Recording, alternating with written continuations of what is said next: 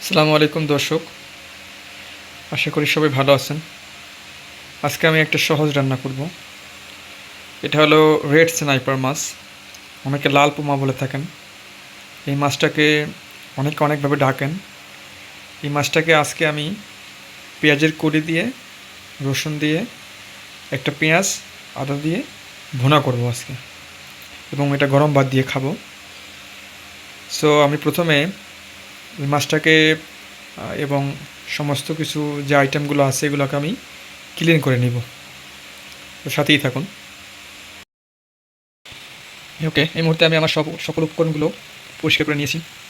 এখানে মাছটা সুন্দর মতো পরিষ্কার করে নিয়েছি, কেটে কুটে উপরে আলুগুলো কেটে নিয়েছি, এবং এখানে পেঁয়াজের যে কড়িটা ছিল এটাকে কুচি কুচি করে কেটে নিয়েছি, এবং সানিয়েছি পেঁয়াজ কুচি একটা, আর কয়েকটা কাঁচামরিচ, আমি ঝাল বেশি খাই এই জন্য, আর হলো আদা রসুন 2 কোয়া, একটু হালকা আদা। আমি এখন বর্তমানে এই মশলাগুলোকে ব্লেন্ড করে নিব। ব্লেন্ড করে নিলে হবে কি, মাছের যে গ্রেভিটা আছে এটা খুব সুন্দরভাবে আর কি হবে আর কি। সো সাথেই থাকুন।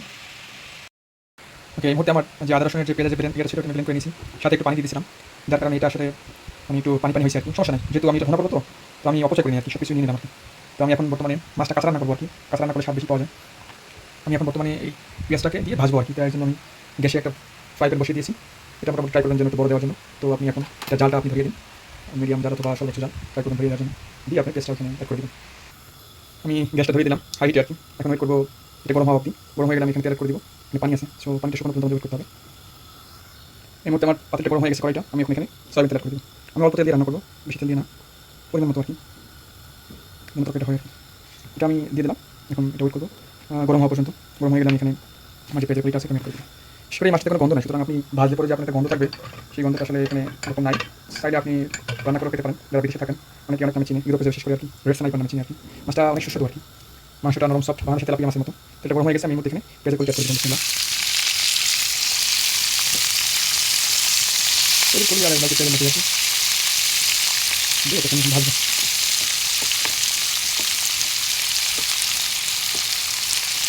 ভাজবো এটা, ওই যেরকম পেঁয়াজ বাদামি রঙ হয় এরকম আর কি, কিন্তু ভাজবো এটাকে। যদি সবুজ ছোটো বাদামি করে দেখা যাবে না, ওটা ট্রাই করবো আপনি এরকম করে ভাজবেন আর কি।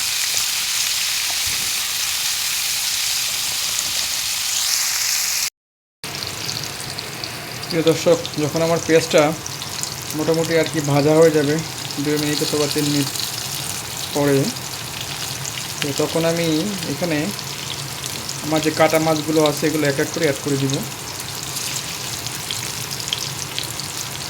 ওকে, যে এটার সাথে ভাজা থাকবে আর কি, ভাজা হয়ে যাবে এটার সাথে আর কি। এর সাথে অ্যাড করে দিলাম এখানে কাটা মাছগুলো আছে, এগুলো করা মাছগুলো ভাজা হয়ে গেল, পাশাপাশি আপনার রান্না হয়ে যাবে আর কি। দিয়ে ওকে ভাজতে হবে আর কি, আপনার আলাদা করে ভাজতে হবে না, আপনি পেঁয়াজটা দিয়ে এটার সাথে ভাজতে পারেন, এটা স্বাদটা বাড়ে আর কি, বৃদ্ধি পায় আর কি। তো আমি এটা ভাজতে থাকি এক সাইড করে।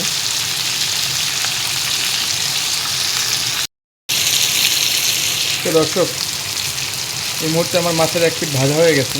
এই মাছটা খুব সফট, চেষ্টা করবেন আপনারা কম ভাজার জন্য। তো আমি এটা অল্প ভেজে এখন এখানে আমার যে পানিটা ছিল আদা রসুন পেঁয়াজের, এটা আমি অ্যাড করে দিব। এটা অ্যাড করে দিলাম, বেশি রান্না করতে হবে না আজকে আপনাকে, অল্প আর কি, খুব কম সময়ের ভিতরে যদি আপনি চান মাছ রান্না, মাছের স্বাদ খেতে, আপনারা এই মাছটা এনে খেতে পারেন যারা ব্যাচেলর আছেন, অল্পতেই হয়ে যাবে আর কি। আমি এখানে আমার যে মশলাটা আছে এটা আমি এখন কষিয়ে নিব 10 মিনিট ধরে। তারপর আমি এখানে আমার তেল, আমি এখানে আদা যে মরিচ আছে এখানে এটা অ্যাড করে দিব, মরিচ এবং হলুদের গুঁড়া আর কি। দর্শক, 5 মিনিট পরে আবার ফিরে আসলাম। এখন আমি এই মুহূর্তে ঢাকনাটা খুলে, আদা রসুনের গন্ধটা তো মনে হয় চলে গেছে আর কি। আমি এখন এখানে পেঁয়াজ, আমি এখানে এখন মরিচের গুঁড়া 1 চা চামচ, যেহেতু আমি কাঁচা মরিচ ইউজ করতেছি, অর্ধেক আর কি দিয়ে দেবো, সাথে হলুদের গুঁড়া অল্প দিয়ে দিলাম, পরিমাণ মতো আপনারা নেবেন আর কি, দিয়ে সাথে একটু নাড়াচাড়া করে দেবেন এরকম করে, যেন মশলাটা সময় জায়গাতে মিশে যায়।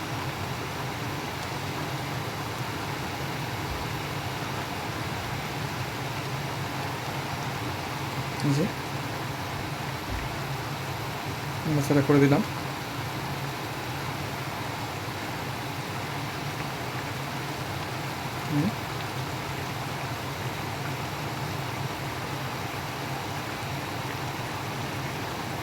বেশি নাড়াচাড়া করবো না, ভেঙে যাবে আর কি। আমি যে মশলাটা দিলাম ওটা দিয়ে আর কি মাছগুলোকে একটু গায়ে গায়ে লাগিয়ে দিচ্ছি আর কি। এগুলো ভাঙে নাই, আস্তই আছে। ভেজে রান্না করলে ভাঙে না, ভেজে রান্না করলে আরও ভালো হয়, কিন্তু আমি ভেজে রান্না করি না, আমি কাঁচা খেতে পছন্দ করি এই জন্য আর কি। আমি এখন তো লবণ দিই নাই, তো আমি এখন এখানে লবণ অ্যাড করে দেবো। এখন আমি পরিমাণ মতো লবণ অ্যাড করে দিলাম, যেরকম খান আর কি, যেরকম। আমি 1 চামচ খাই, 1 চামচ দিয়ে দিলাম, দিয়ে হালকা নাড়াচাড়া করে দিই যে লবণটা মাছের গায়ে মিশে যায়। এখন আপনি চাইলে ঢেকে রাখতে পারেন। মাছটা সিদ্ধ হবে, মশলাটা ভেতরে ঢুকে যাবে। ফিরে আসবো কিছুক্ষণ পরে, সাথেই থাকুন। যেমনটা আমি বলছিলাম দর্শক, যে ঢাকনাটা খুলে দিয়ে মাঝে মধ্যে নাড়াচাড়া করে দিতে হবে। এবার মোটামুটি প্রায় হয়ে গেছে আর কি। মাছটা খুব সফট, তাই বেশি রান্নার প্রয়োজন নেই। আমি একটু ঝোল ঝোল খাবো, এই জন্য আমি ঝোলই রাখবো। তো আমি এটাকে এখন জালটা নিবু নিবু করে দিয়ে ঢাকনা দিয়ে রাখবো। ঢাকনা দিয়ে এসে আমি এটা পরিবেশন করব, তারপর আমি খাবো। আপনারা দেখতে পাবেন, সাথেই থাকুন। এটা মাখো মাখো হওয়া অবধি আর কি। দেখতে পাচ্ছেন যে মাছটা কীভাবে আস্তে আসে, মাছটাও আস্তে আসে। কিছু কিছু মাছ ভেঙে গেছে, বাট সেটা আপনার ঝোলের সাথে মিশে গেছে আর কি। Doesn't matter. বেশি ঝালও না যে আপনার অনেক ঝাল হবে এরকম না, সুন্দর আছে আর কি, লিমিটেশনের ভিতরে আছে আর কি। বাসায় একদিন ট্রাই করে দেখবেন আপনারা, আইনে যদি আনেন।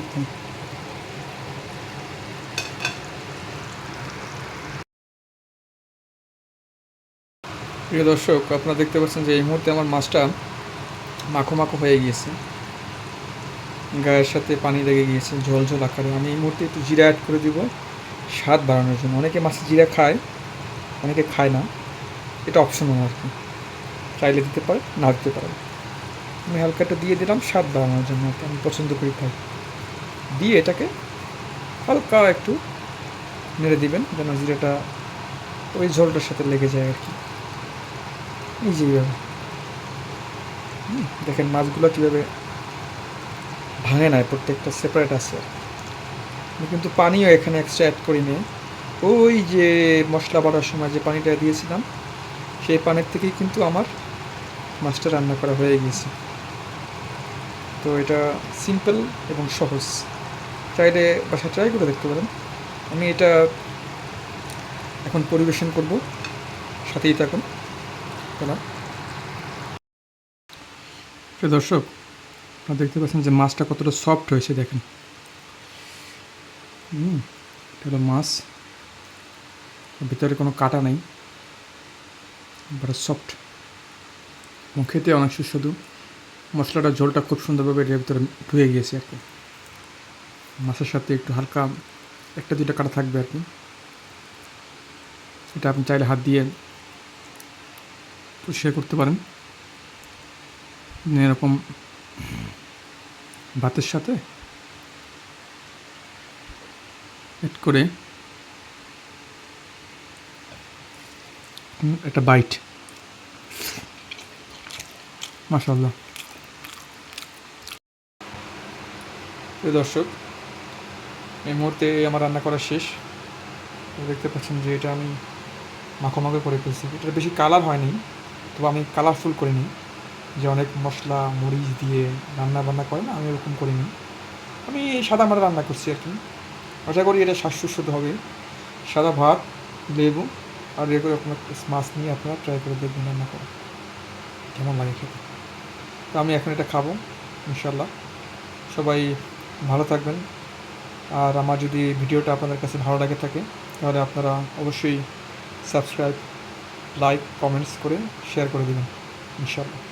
দেখা হবে পরবর্তী অন্য কোনো নতুন ভিডিওতে। আল্লাহ হাফিজ। আসসালামু আলাইকুম।